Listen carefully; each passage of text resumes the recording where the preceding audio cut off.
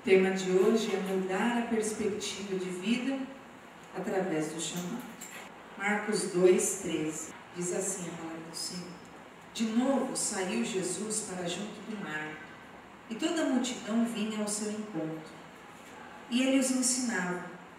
Quando ia passando, viu a Levi, filho de Alfeu, sentado na coletoria, e disse: segue-me. Ele se levantou e o seguiu. Achando-se Jesus à mesa na casa de Levi, estavam juntamente com ele e com seus discípulos muitos publicanos e pecadores, porque estes eram em grande número e também o seguiam. Os escribas dos fariseus, vendo-os comer em companhia dos pecadores e publicanos, perguntaram aos discípulos dele: por que come e bebe ele com os publicanos e pecadores? Tendo Jesus ouvido isso, respondeu-lhes: os sãos não precisam de médico, e sim os doentes. Não vim chamar justos, e sim pecadores. Queridos, nós vemos aqui um momento em que Deus, o Senhor Jesus, chama a Levi, que era Mateus, na verdade, o nome dele. Além de Levi, você também pode conhecê-lo ou Mateus. E o momento em que ele é chamado, até então ele era um coletor de impostos. E olha que interessante, na época um coletor de impostos trabalhava para Herodes, então tinha todo um comprometimento, além de financeiro, religioso, era todo um comprometimento com a corrupção.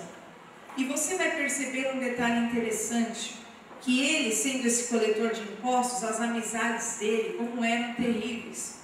Porque você vê que quando Jesus vai lá para a casa dele, versículo 15, só tinham ali, os publicanos e os pecadores. Então, tudo quanto era a má índole da época, estava ali, eram os amigos de Mateus. E nesse momento, Jesus entra realmente na vida dele. E é o momento em que Jesus fala: olha, me segue. E ele levanta na hora, e ele vai e sai seguindo a Jesus Cristo. E ele leva Jesus lá para o ambiente dele, lá no meio dos publicanos, lá no meio daqueles que eram como ele, tão pecadores quanto. Ele permite a entrada de Jesus Cristo no seu ambiente. Para quê? Para trazer cura sobre todos. Isso é muito interessante, porque muitas vezes nós temos aquilo que são as nossas limitações com relação às coisas de Deus, Amém, eu aceito Jesus, eu quero Jesus, eu aceito Jesus, eu preciso de Ti, mas nós limitamos como se nós quiséssemos, colocar limites para a entrada de Cristo. Amém, mas lá na minha faculdade não precisa, o Senhor ir comigo, é como se nós disséssemos assim. Não, lá no meu ambiente, no meio dos meus amigos, eu também não precisa. É como se nós disséssemos: não precisa ir lá comigo. Só que Mateus, ele viveu um entendimento tão grande que na hora ele já pegou Jesus e levou lá para a intimidade da vida dele. Senhor, essa é a minha vida, essa é a minha situação. Para quê? Para que Cristo fosse conivente com aquilo? Não, mas para que Cristo mudasse e sarasse. Porque é como todo mundo começou a dizer: como que Jesus está num ambiente desse? Mas então Jesus fala: quem precisa de médico são os doentes. Eu estou nesse ambiente realmente, eu estou entrando aqui para sarar, eu estou entrando realmente para curar, eu estou entrando para trazer mudanças. E que hoje nós possamos abrir cada comporta das nossas vidas e possamos permitir realmente que Cristo vá conosco. E automaticamente nós viveremos mudanças em todos os ambientes das nossas vidas, em nome de Jesus, quer seja no trabalho, quer seja na faculdade, quer seja na família, no seio da família, quer seja no ambiente mais íntimo das nossas vidas, que nós possamos, como Mateus, como Levi, permitir o acesso total do nosso Pai. O que é que pode impedir uma pessoa de viver essa grande vitória? O que é que pode impedir uma pessoa de viver essa libertação? Primeiro, quando nós invertemos as prioridades. Se você lembrar lá em Mateus 19, lembra daquele menino rico que Jesus chegou diante dele e Jesus falou: olha, vende tudo que você tem, dê aos pobres e você vem e me segue. Porque na verdade, Jesus estava tentando ensinar aquele jovem rico questão de prioridades, que era prioridade na vida dele, ele realmente honrar ao Senhor e não priorizar o mundo na sua vida, as riquezas. Então, como na vida dele, o tudo, em primeiro lugar, era a riqueza, então o Senhor já pede para ele, né, exclui isso da sua vida. Por que esse ato, né, tão forte, né? Você vai ver muitas vezes, Jesus andou com muitos ricos, tiveram ricos que seguiram a Jesus. Houveram mulheres ricas, mulheres, né, de cônsules, mulheres poderosas que seguiram a Jesus e até sustentavam o ministério de Jesus. Mas por que esse extremo com esse jovem rico? Porque a prioridade na vida dele era a riqueza. E tudo aquilo que é prioridade na nossa vida, o Senhor quer que nós coloquemos realmente no devido lugar, porque a prioridade nas nossas vidas deve ser o reino de Deus. Busca primeiro o reino de Deus e a sua justiça, e todas as coisas nos serão acrescentadas.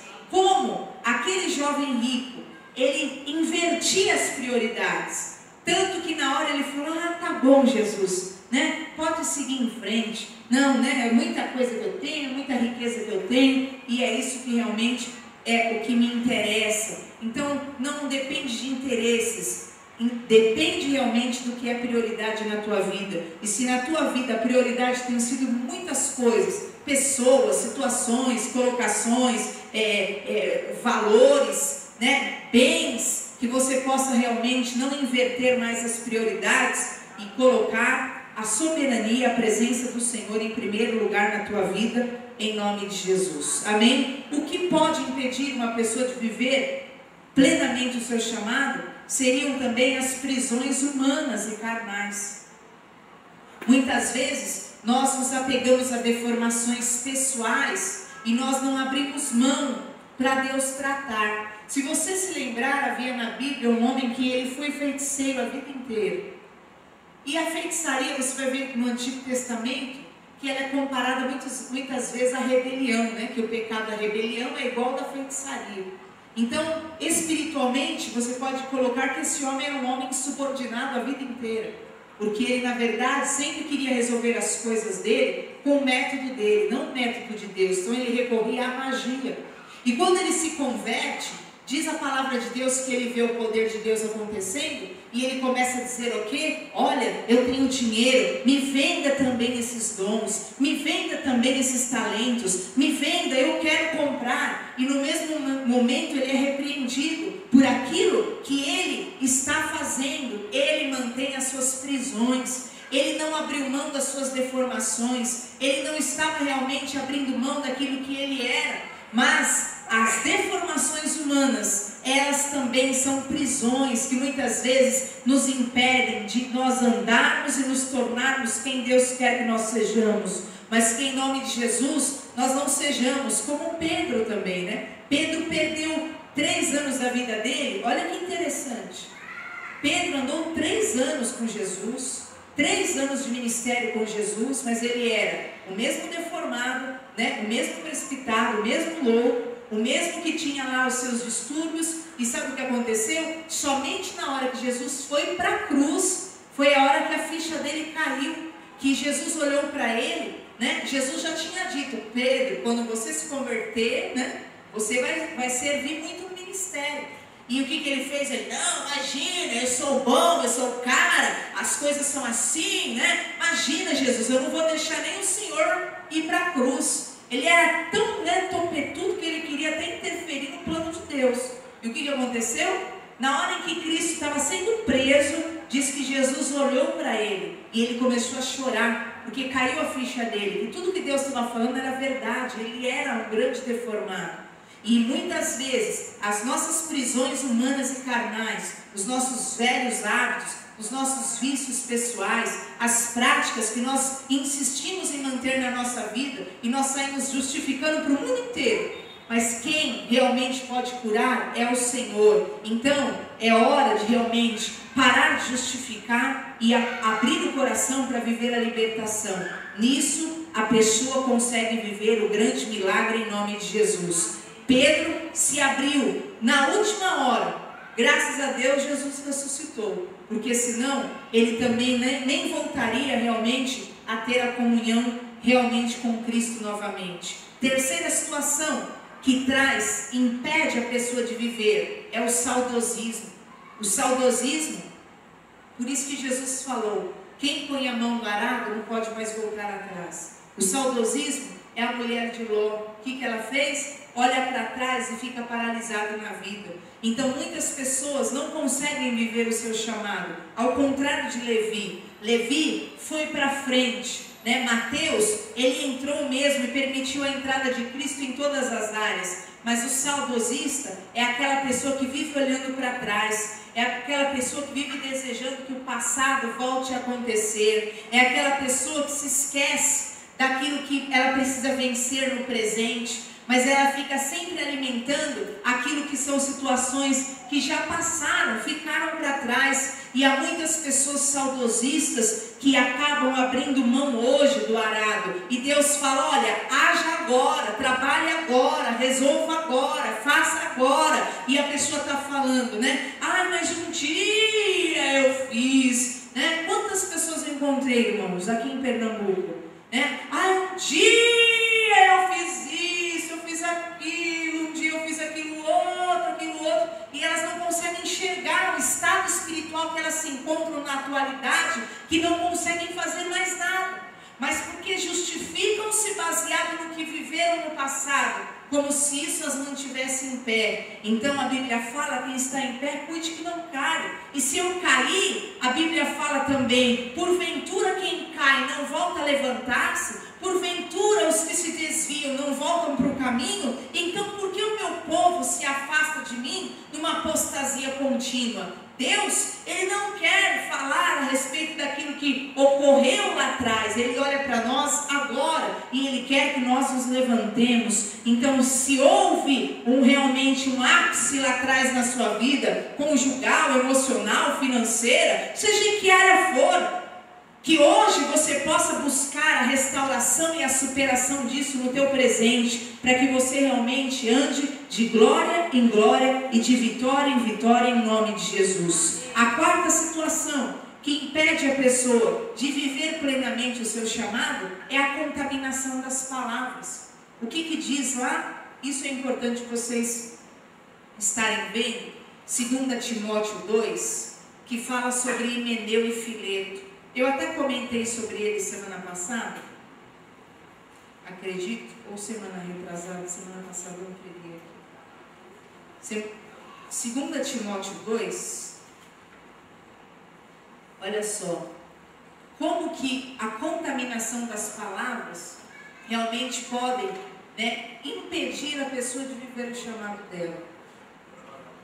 2 Timóteo 2,16, diz assim: evita igualmente os falatórios inúteis e profanos, pois os que deles usam passarão a impiedade ainda maior. Além disso, a linguagem deles corrói como câncer, entre os quais se incluem Himeneu e Fileto. Nós vemos aqui estes dois rapazes, Himeneu e Fileto. Eles andavam com Paulo, eles tinham sido instruídos por Paulo, eles tinham sido instrumentos realmente que Deus direcionou através de Paulo. Só que eles se tornaram pessoas tão malignas e comprometidas que a Bíblia fala o quê? Que a boca fala do que o coração está cheio. Que eles passaram a se tornar um câncer no ministério de Paulo. Era como um câncer que contamina e fazia as pessoas perderem o foco e o chamado. Então, por onde eles passavam, Paulo passou em várias igrejas e o que? Ministrou, ensinou. E aí depois ia lá em Himeneu e Fileto com a linguagem corrosiva deles. Eles eram pessoas tão malignas que por onde eles passavam, eles tentavam o que? Distorcer, contaminar os ensinos, trazer dano, corroer o coração, corroer a fé, corroer a convicção das pessoas, com aquilo que eram as suas malignidades, com aquilo que eram os seus rancores, com aquilo que eram as suas inverdades, com aquilo que eram os seus sentimentos malignos. E Himeneu e Fileto, que até então tinham sido instruídos por Paulo, passam a ser instrumentos de Satanás para destruir o ministério de Paulo. E que hoje, em nome de Jesus, você perceba que a contaminação das palavras, elas podem impedir um chamado. Quantas pessoas caíram na fé porque realmente às vezes sofreram pressões por palavras, palavras negativas, palavras ofensivas, palavras de desânimo, palavras, de religiosidade, porque tinham um histórico familiar religioso, uma tradição familiar, e vieram as palavras para dizer: não, você não vai se tornar um crente, A pastora Severina se tornou cristã, A própria família falou: olha, você não vai, a própria mãe deixou de falar com ela. Existe isso, que você precisa realmente se posicionar em Deus para continuar sendo um servo do Senhor. Deus quer mudar a perspectiva da nossa vida, e Ele quer que nós andemos de acordo com a vontade dEle. Então, hoje, se você era uma pessoa que vivia no passado, se você era uma pessoa que vivia pelo que você ouvia dos outros, se você era uma pessoa que estava presa aos seus vícios, aos seus hábitos, às suas deformações, ao seu orgulho, se você era uma pessoa que invertia os valores, Deus é o último lugar e as coisas que eu gosto, que eu amo, é o que eu mais amo e é o que eu priorizo, então que tudo isso hoje mude em nome de Jesus, e você possa erguer um altar ao Senhor, colocar Deus em primeiro lugar na tua vida, que você possa realmente viver o teu presente e buscar a Deus no teu presente, para que Deus mude o teu futuro, que você possa sim, em nome de Jesus, se libertar das palavras que te trazem morte, que te trazem dano, que te trazem atrofiamento espiritual, e que a cura venha e automaticamente vai atingir todas as áreas da sua vida. Porque se é uma palavra que compromete a tua vida profissional, você ouvindo, dando crédito à palavra de Deus, vivendo a cura, o que Jesus falou? Eu não vim para o são, eu vim para o doente.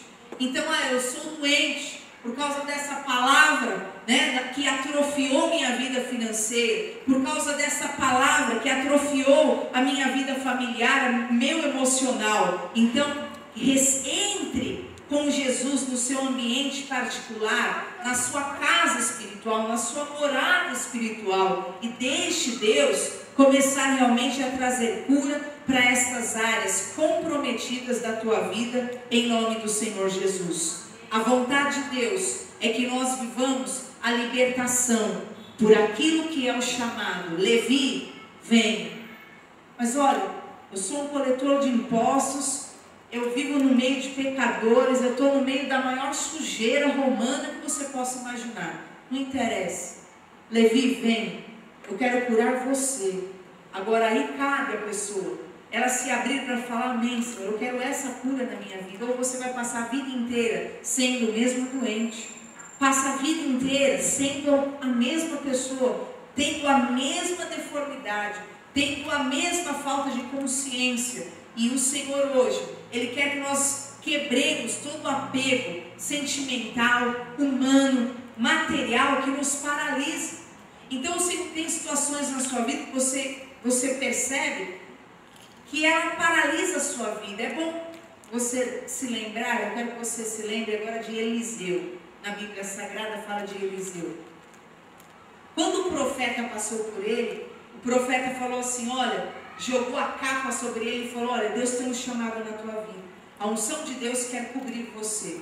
E ele na hora, ele falou: olha, deixa eu ir lá, beijar minha mãe, beijar meu pai, eu tenho aqui a minha junta de bois, deixa, deixa eu esperar um pouco. E o profeta olhou para ele e falou: olha, você sabe muito bem o que Deus te fez. Ele foi lá na família, deu um abraço, despedindo mesmo, pegou as juntas de bois, sacrificou, fez uma grande oferta ao Senhor, e ele seguiu aquilo que era vontade de Deus. E Eliseu, irmãos, ele se tornou um homem que viveu mais milagres que Elias, porque ele pediu a porção dobrada de Elias. Ele viveu tudo ao dobro que Elias viveu. Ele ressuscitou mais pessoas que Elias, ele viveu mais milagres que Elias, e Deus realmente, Ele tem sempre algo grande para fazer através de nós. E que nós possamos sair da nossa limitação, sair do nosso quadrado mental, emocional, e possamos romper tradicionalismos, sentimentos, deformações, que tudo isso, assim como Eliseu, assim como Mateus ouviu a voz do chamado, e com prontidão falou: Senhor, pode fazer a obra, eis-me aqui. Rompeu com os valores humanos, quebrou a ponte do passado, que nós possamos tomar essa atitude, sem olhar para trás, e de fazendeiro, como Eliseu acabou e era, ele se tornou um grande profeta. E que o Senhor possa fazer isso de você. De repente, o seu histórico, familiar é de repente, a sua história de vida, você tem um nome lá na sua casa, você tem um nome lá no seu serviço. Esse aí é o agressivo, né? Esse aí é o louco, esse aí, né? Esse aí é o prostituto, esse aí é o adúltero. Essa aí é a louca, essa aí é isso. Talvez você tenha um nome, você tenha um histórico. Mas Deus, Ele quer mudar essa marca na tua vida e realmente te dar um novo nome. A ponto de que as pessoas vão olhar para você e vão ver: Deus realmente tocou na tua vida em nome do Senhor Jesus. Você vai ter a visão correta daquele que te chamou. E a Bíblia fala no livro de Efésios capítulo 1, versículo 18: iluminados os olhos do nosso coração, para sabermos qual é a esperança do nosso chamado. E que Deus possa iluminar os olhos do nosso coração. É engraçado, né?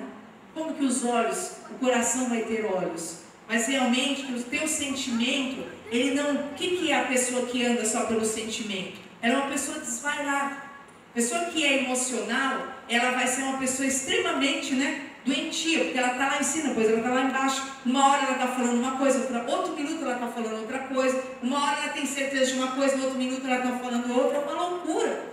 Mas a Bíblia está falando: abra os olhos do teu coração, enxergue. Ao invés de você ser pura emoção, tenha realmente uma visão. E a visão, ela é superior àquilo que é a emoção, porque Deus, Ele tem uma palavra poderosa para as nossas vidas em nome do Senhor Jesus. Hoje, que nós possamos abrir a nossa visão, e a tua visão vai realmente olhar para o alto e buscar a vontade de Deus para a tua vida em nome de Jesus. Abra os olhos, diz lá Efésios 1,18, ilumine os olhos do teu coração hoje. E que hoje você possa sair daqui com esse brilho. A luz que a palavra ilumina os olhos do teu coração. E você vai ter visão. Você não vai ter emoção.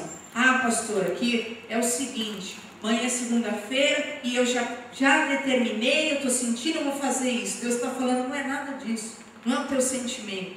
Põe luz aí no teu coração. Põe luz, enxerga, tenha visão, tenha desejo. Olhe para o futuro. Eu te chamo. Eu quero mudar, eu quero fazer as coisas acontecerem. E quem vai fazer a obra na tua vida é o Senhor, em nome do Senhor Jesus. Nós só teremos mudança na nossa história. Nós só teremos realmente uma mudança definitiva quando nós olharmos para aquilo que é a vontade de Deus para o nosso amanhã. Ou nós ficamos limitados à nossa emoção. Mas eu tenho certeza que é isso. Não, porque para mim tem que ser assim. E Deus está falando: deixa a luz entrar. Os seus olhos vão se abrir, a sua visão vai ampliar, e a obra que Deus tem para fazer vai ser maior na tua vida em nome de Jesus. Eliseu deixou de ser o fazendeiro. Levi deixou de ser o cobrador de impostos. Aquele ambiente dele, inóspito, sujo, aquele ambiente dele comprometido, mudou, porque ele passou a ser um dos maiores